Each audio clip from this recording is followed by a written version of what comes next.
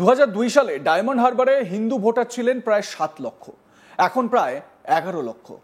অন্যদিকে 2002 সালে মুসলিম ভোটারের সংখ্যা ছিল 3,40,000, আজ সেখান থেকে বেড়ে 8 লক্ষে পৌঁছেছে। ডায়মন্ড হারবার ও জয়নগর দুই কেন্দ্রেই সংখ্যালঘু ভোটার বৃদ্ধির হার 128%, যা সম্পূর্ণ অস্বাভাবিক। রাজ্যে অস্বাভাবিক হারে ভোটার বৃদ্ধির পরিসংখ্যান তুলে ধরলেন এক নেতা। তাতে করে অভিষেক ব্যানার্জির ডায়মন্ড হারবারে কত শতাংশ মুসলিম ভোটার বেড়েছে সেটাই তুলে ধরলেন তিনি। 128% জনসংখ্যা বেড়ে গেল।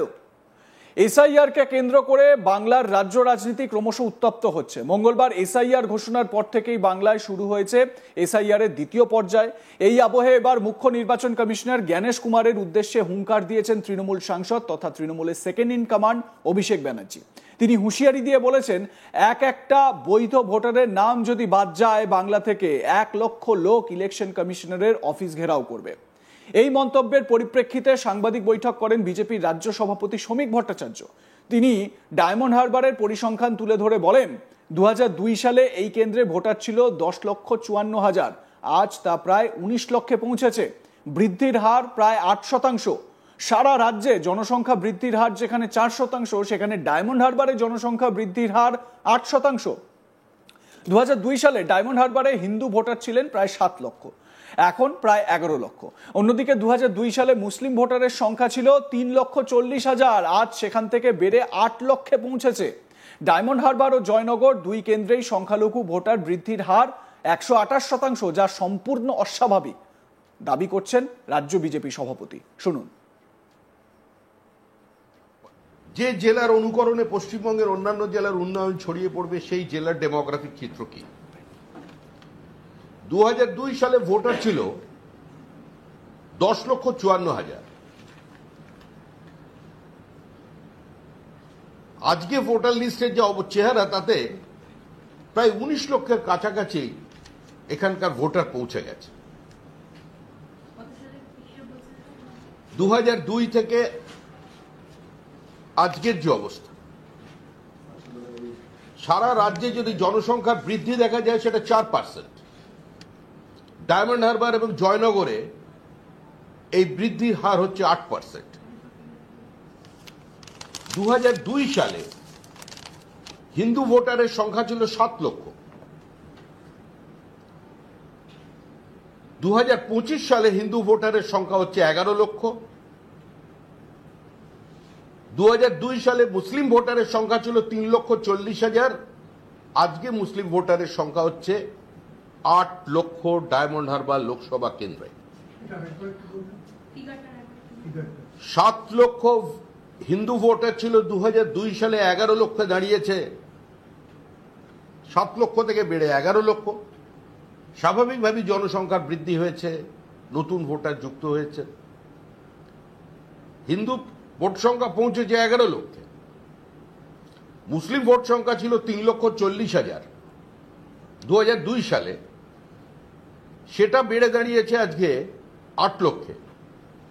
অর্থাৎ আমি হিন্দু মুসলিমের বিভাজনের রাজনীতি বিজেপি বিশ্বাস করে না, বিজেপি করে না, এবং এই শব্দবন্ধ ব্যবহার করতেও আমার রুচিতে বাঁধছে। কিন্তু পরিস্থিতির বাধ্যবাধকতায় এবং তৃণমূল কংগ্রেসের ভিন্ন বিভাজনের রাজনীতির জন্য এই কথা বলতে হচ্ছে। 128% গ্রোথ হয়েছে মুসলিম ভোটারদের ডায়মন্ড হারবার কেন্দ্রে। ডায়মন্ড হারবার এবং জয়নগর এই দুটো কেন্দ্রকে পরিকল্পিতভাবে মুসলিম মেজরিটি বানিয়ে দেবার চেষ্টা হয়েছে।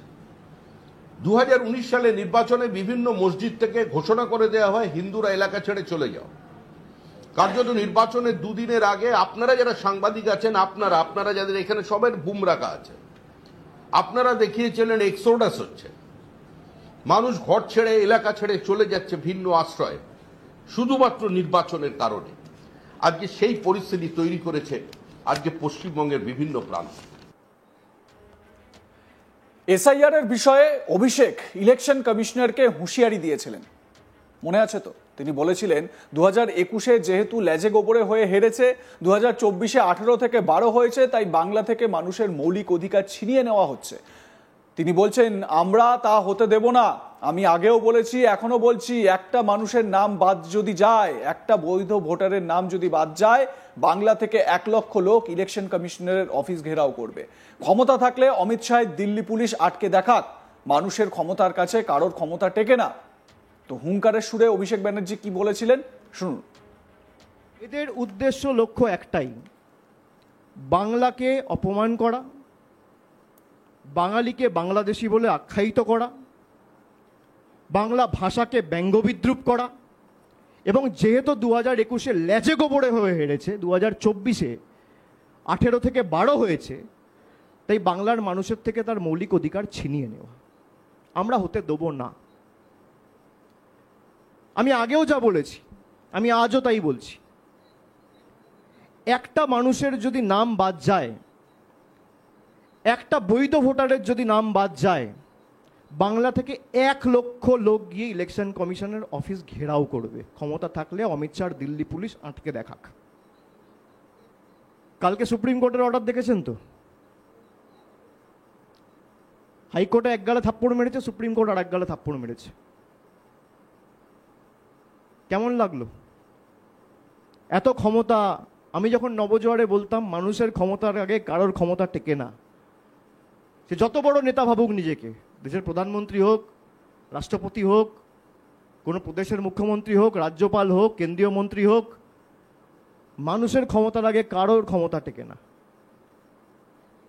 আমরা গেছিলাম দিল্লিতে বাংলার অধিকারের লড়াইয়ের স্বার্থে, বাংলার পাওনা চাইতে, বাংলার প্রকৃত প্রাপ্য চাইতে। টেনে হিঁচড়ে আমাদের বার করে দেওয়া হয়েছিল কৃষি ভবন থেকে। কে বার করেছিল? অমিত শাহর অধীনস্থ দিল্লি পুলিশ। এমনকি জনজাতি মূলবাসী তপশিলি যে প্রতিনিধিরা ছিল, মহিলাদেরও রেয়াত করেনি, চুলের মুঠি ধরে টানতে টানতে বীরবা হাঁসদাকে বার করেছে। আমার সাথে দোলা সেন ছিল, মহুয়া মৈত্র ছিল, মহিলাদের পর্যন্ত ছাড়েনি।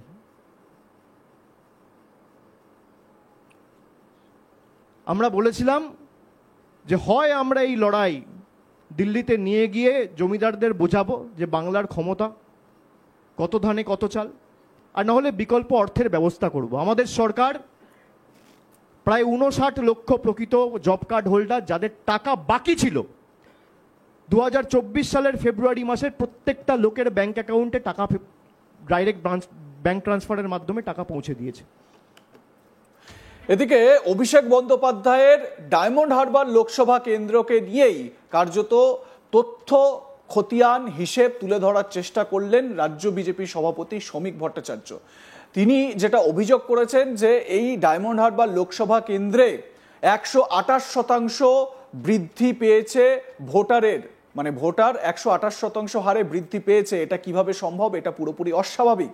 এবং এই ভোটের পার্সেন্টেজ পুরোটাই যে তৃণমূল কংগ্রেসের দিকে গিয়েছে, মানে অভিষেক বন্দ্যোপাধ্যায় পেয়েছেন, এই অভিযোগই করেছেন শ্রমিকবাবু।